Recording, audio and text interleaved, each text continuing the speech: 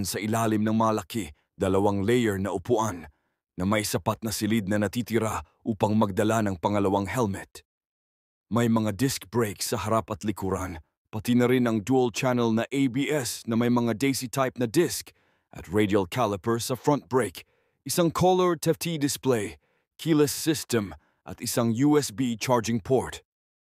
Mayroong mas malaking trend sa kategoryang ito sa urban kaysa sa mga modelo sa iba pang mga kategorya at inililipat ng mga kumpanya ang kanilang mga pamumuhunan sa lugar na ito. Sumali din si Sim sa parehong bandwagon.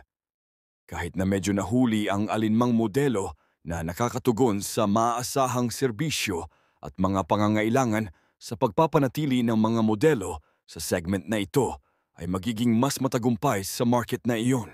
Hanggang dito na lang ang ating Moto Updates.